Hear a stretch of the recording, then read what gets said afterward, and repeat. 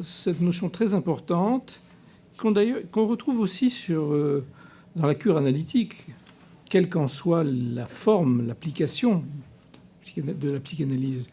C'est que celui qui... Alors, parlons de la transmission. Celui qui transmet est influencé par celui à qui il transmet. Et une fois qu'il a transmis, il est lui-même un peu différent.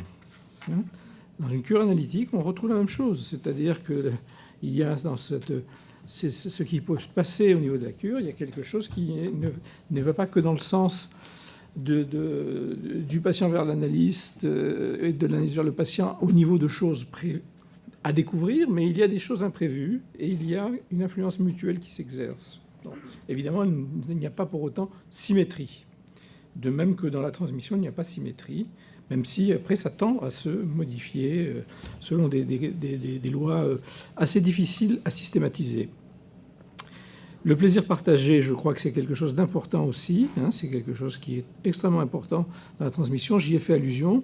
Je crois qu'il y a les aspects qui seraient les aspects de contenu des transmissions, et puis il y a tout ce qu'il y a autour, c'est-à-dire la personnalité de ceux qui transmettent, la manière dont ils ont eux-mêmes un lien à la vie. On a beaucoup parlé de René Dietkin, Serge Lebovici me paraît aussi très important, Evelyne Castenberg également, Jean Gélibert par ailleurs aussi. Bon, je ne vais pas tous les citer, j'ai dit René Angelère, qui me paraissait aussi un élément très important de ce que nous avons reçu, nous, dans notre génération.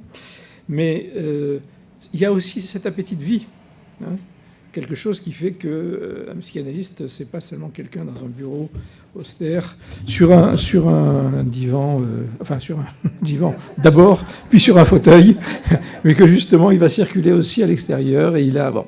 Donc je crois que ça n'est pas négligeable, parce que beaucoup de choses qui restent, beaucoup d'anecdotes qui restent, sont des choses de la vie de la personne qui nous a transmis, tout autant que de ses idées. Bien sûr, il y a ce fameux déni générationnel. Il est une tentation, c'est-à-dire on ne vieillirait pas et à ce moment-là, on ne veut pas investir la descendance. Une autre forme, c'est que chez ceux qui sont les aînés ou les fondateurs, il y a une façon d'être extrêmement exigeant pour eux-mêmes. Pour être des découvreurs, il faut être aussi des personnes exigeantes. Et l'étant pour eux-mêmes, ils le deviennent pour les suivants, sans faire référence à leur propre tâtonnement. Et ça peut aussi être des entraves importantes, parce que c'est fragile, quelqu'un qui apprend, quelqu'un qui est plus jeune, et ça peut aussi très très vite se fermer, s'il y a trop de brutalité ou trop de... Bon, voilà. Enfin, il y a quelque chose qui est presque une pulsion à transmettre. Il y a une pulsion épistémophilique, mais il y a une pulsion à transmettre. On a besoin de transmettre, comme on a peut-être que c'est un dérivé, qu'on soit homme ou femme, de la pulsion à procréer, à créer, tout simplement. Et il y a quelque chose qui fait qu'on a besoin de donner aux autres. Parce que sans ça, il y a quelque chose qui ne s'accomplit pas de soi-même. Je pense que si on est seulement à tourner avec ses propres idée ou pseudo-découverte, eh bien, il y a quelque chose qui est incomplet. Ça a besoin d'aller, et ça revient ensuite. Il y a une forme de circularité comme ça, les retours, des boucles de retour, comme dit dans d'autres situations Geneviève Vague. Voilà, avec cette imprévisibilité de ce qui va rester, bien évidemment, tout le monde en est conscient, on ne sait pas ce qu'on transmet exactement, c'est pas ce qu'on croit transmettre qui finalement va faire son chemin. Mais il y a aussi des grandes dominantes.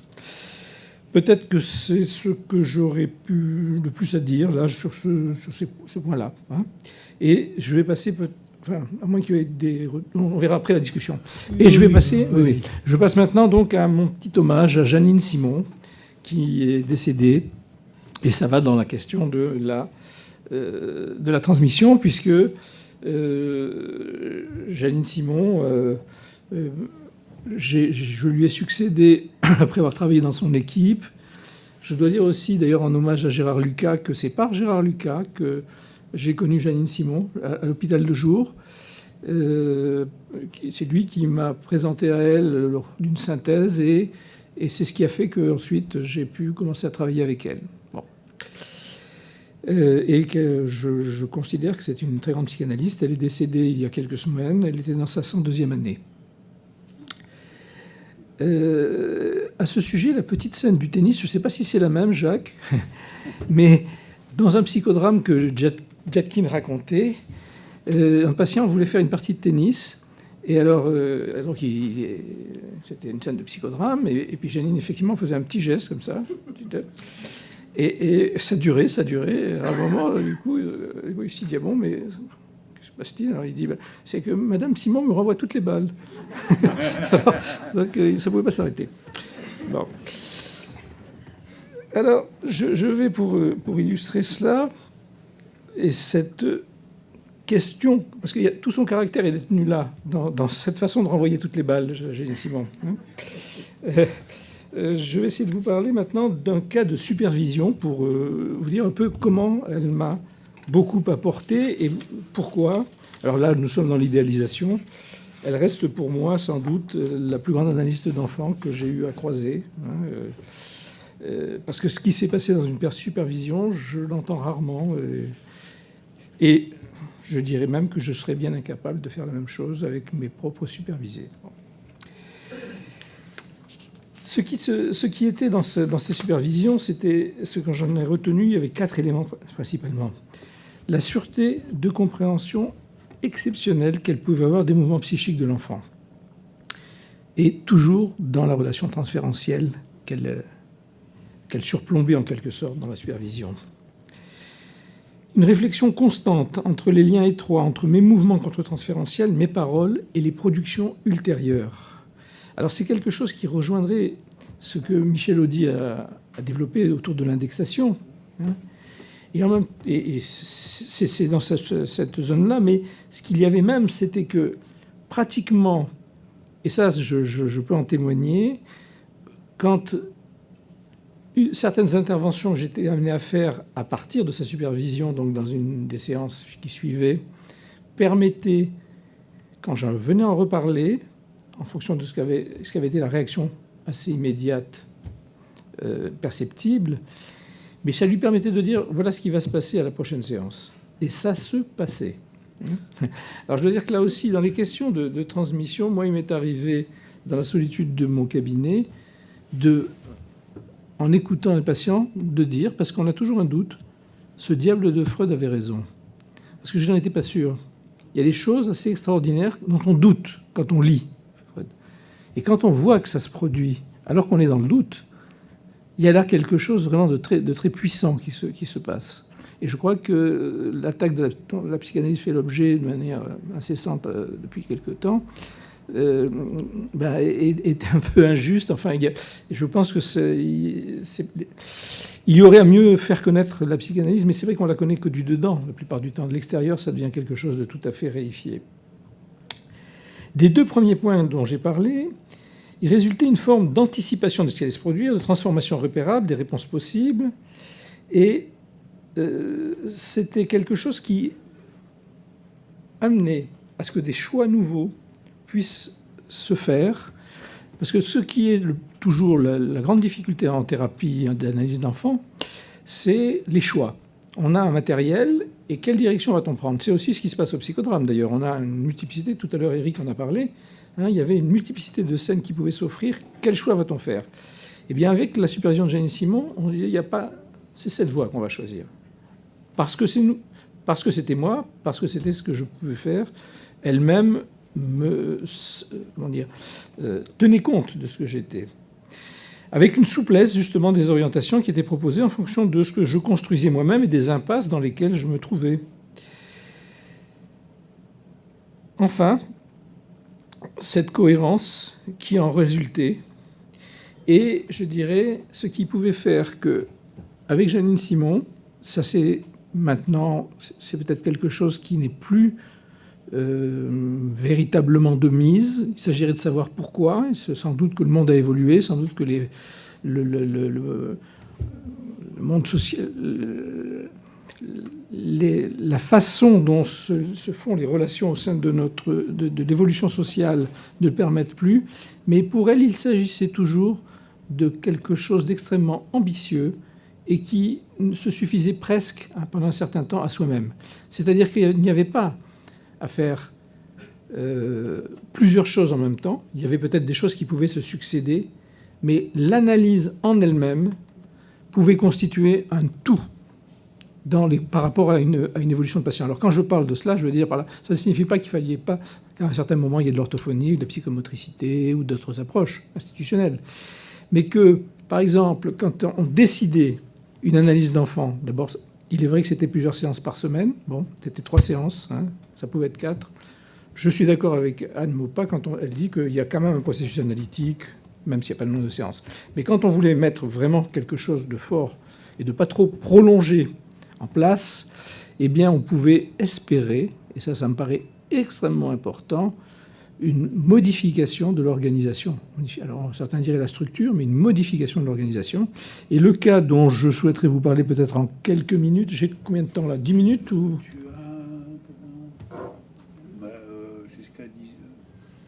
Jusqu'à 18h.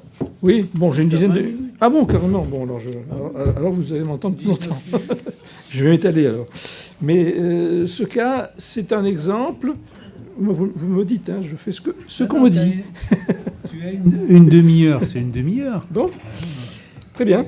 Alors, dans ce cas, il s'agissait d'un enfant prépsychotique, c'est-à-dire finalement psychotique dans ce qu'il était, mais pouvant justement, dont on pouvait essayer de modifier le destin. De qui s'agit-il? Alors, je l'ai appelé Orlando, et effectivement, comme je vous le disais avant, lorsque j'ai vu Janine Simon pour que nous mettions en place cette supervision, elle m'a dit il s'agit de modifier cet enfant et de modifier son destin par rapport à la psychose qu'il est en train d'organiser. J'étais vraiment éberlué, hein, et je me disais vraiment comment les choses vont pouvoir se passer. Et les mécanismes psychotiques étaient bien là, des mécanismes d'isolation, de vidage des affects, des angoisses de mort qui infiltraient les défenses, une obsessionnalisation qui n'était pas efficace pour contenir angoisse et agressivité.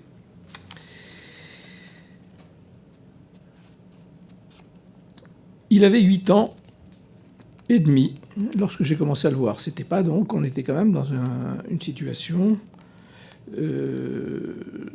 qui n'était pas une situation de précocité. Hein. Je crois que là aussi c'est important parce qu'actuellement il y a une mise en exergue de l'intervention la plus précoce. Je suis pour, mais il ne faut pas se dire que parce que c'est pas précoce, on ne peut pas intervenir de manière efficace.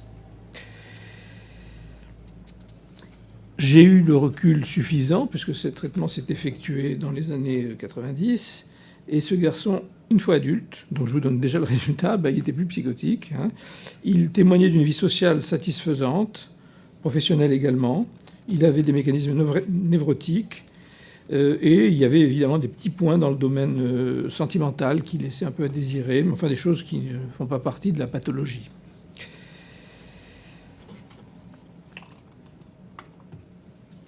Ce qui était le plus difficile au début de ce traitement, c'était l'intelligibilité du matériel. Il y avait une profusion de matériel, j'étais bombardé d'effets projectifs. Alors, je vais me mettre plus près.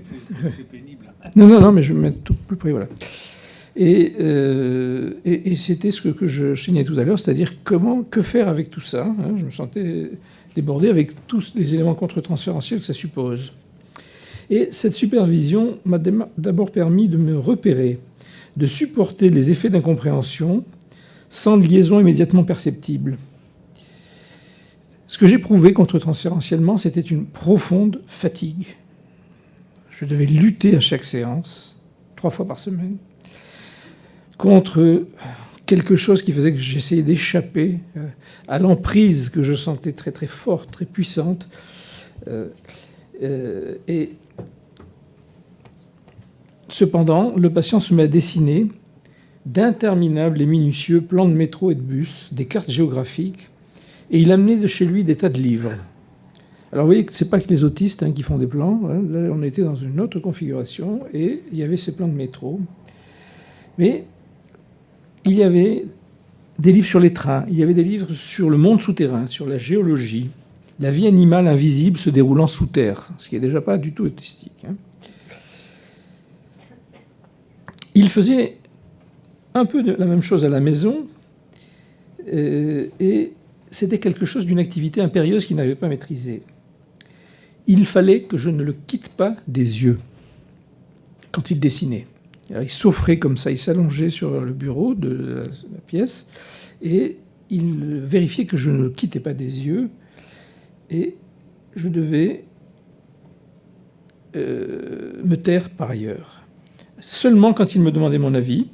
Ça fait penser d'ailleurs à l'enfant qui disait « Je suis ton dictateur » à Josh McDougall, hein, c'est-à-dire « C'est moi qui dicte les choses, je suis ton dictateur ». Et il y avait quelque chose de cet ordre. Il me demandait mes avis sur ces changements, même minimes d'apparence. Alors il y avait quelque chose d'une fantasme de séduction très très présent, sa coiffure, ses lunettes. J'ai changé de lunettes et des choses de ce genre.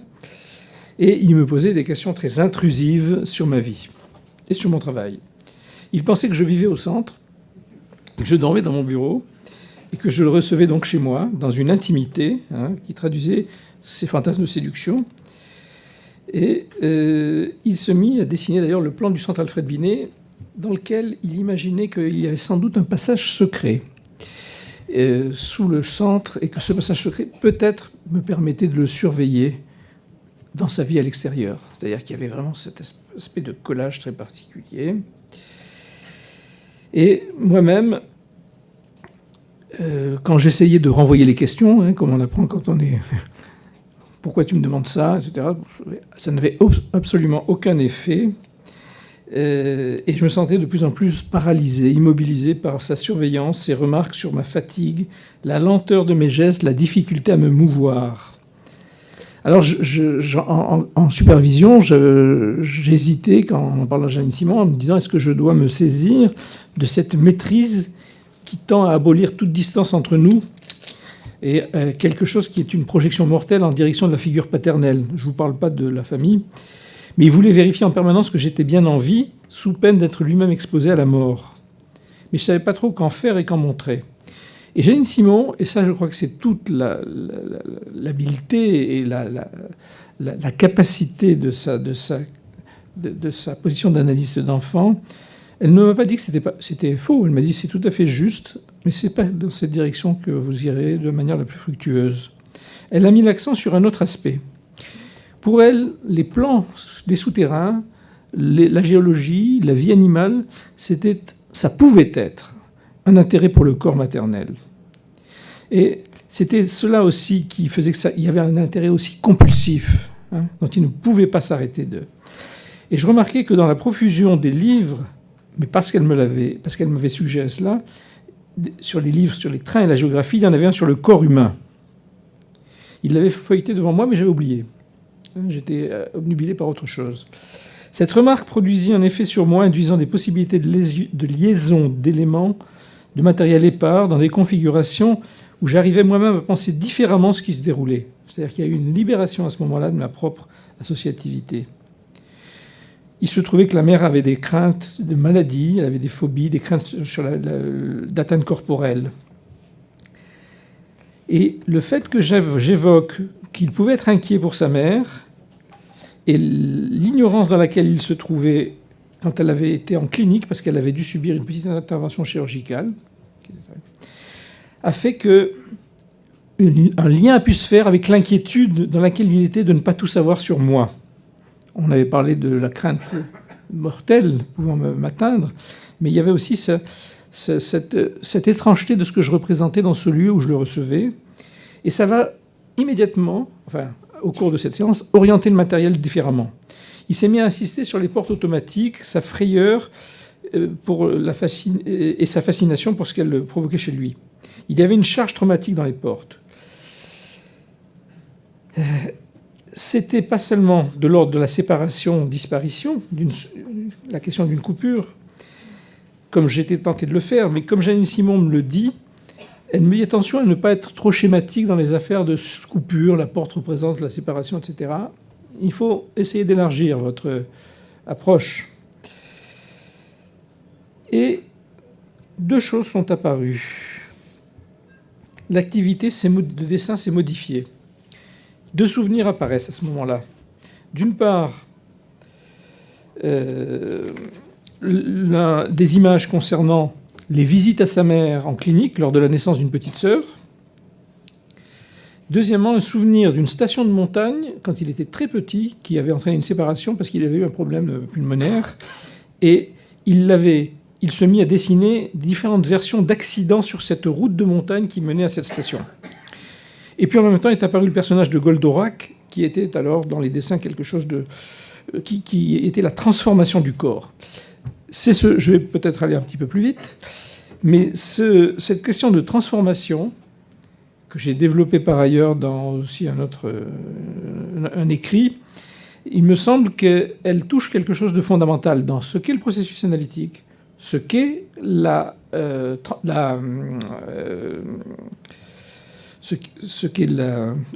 sujet de notre journée, qui m'échappe, la transmission, c'est-à-dire qu'il y a une transformation.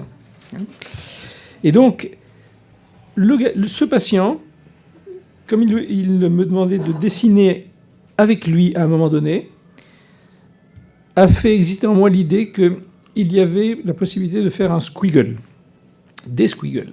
Mais je les ai enrichis de jeux de dialogue.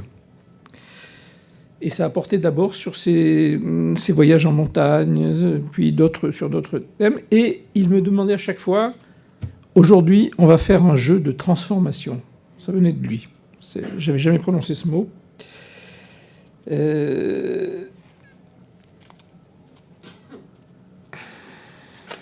Voilà. Par ailleurs, dans le questionnement qu'il avait posé, là aussi, Annie Timon m'a aidé à me dégager de ce qui aurait été trop quelque chose où il cherchait à tout savoir sur moi. Et elle m'a aidé à me dégager de façon extrêmement simple.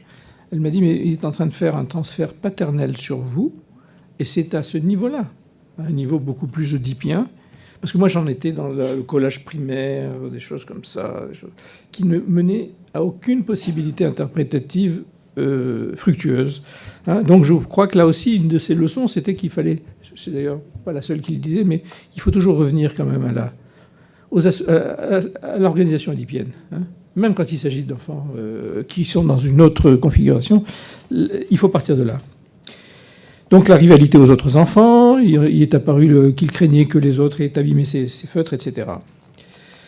Et là, enfin, pour terminer, parce que je ne vais pas vous retracer tout le traitement, quelque chose de travaillable était là. Les rebondissements ludiques étaient là aussi, sans que j'aie besoin, par exemple, à certains moments, de revenir à quelque chose qui était le rappel autoritaire des règles de l'analyse. Et comme elle l'avait prévu, comme elle me l'avait dit à l'avance, est apparu ce qu'elle avait dit, c'est-à-dire qu'il y avait en lui le fantasme que j'étais un voleur d'enfants, que je pouvais être un voleur d'enfants et que son intérêt, pour moi, était dans cette ambivalence-là, que je pouvais le... Donc, là encore, la supervision m'a permis de vérifier, dans le cas de ce garçon, la validité d'interventions portant sur les angoisses de castration et la conflictualité oedipienne, bien plus que sur l'archaïque, le prégénital et la dépendance primaire.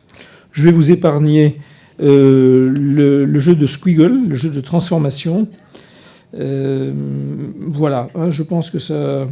Ce que je peux dire pour conclure de cette supervision et de la façon de faire de Janine Simon, c'est qu'elle le disait d'ailleurs dans une interview qu'avait faite Hélène Marty-Lavozelle, qui n'est pas là, mais qui est avec nous de cœur, je pense. C'est que elle a, avec l'expérience, parce que Janine Simon, ce qu'elle avait, c'est qu'elle comprenait tellement bien. D'ailleurs, René Diatkine lui disait, bon, Janine, on a présenté un cas, tu dis rien, bon, on va dire des bêtises, et puis après, tu vas nous dire que tu as beaucoup mieux compris que nous. Alors, parle tout de suite. Bon. Et effectivement, cette compréhension qu'elle avait faisait qu'en supervision, parfois, elle se disait, bon, moi, je ne ferai pas comme ça. Et petit à petit, elle s'est dit, non, je ne dois pas... imposer ce que moi, avec ma personnalité, ma compréhension, j'aurais envie de faire, mais je dois laisser le thérapeute ou la thérapeute avec ce qu'elle a en elle qui marche le mieux. Et c'est ainsi que le jeu de squiggle, qu'elle-même ne pratiquait pas spécialement, elle laissait les enfants dessiner, elle m'a encouragé à le faire quand j'ai commencé à le faire, parce que c'est un domaine dans lequel je me sens très à l'aise, avec ces jeux de dialogue par ailleurs, en me disant... Vous êtes bien avec ça, c'est ça que vous devez développer. Et c'est ce qui a fonctionné. Voilà, je m'arrête là. Merci beaucoup.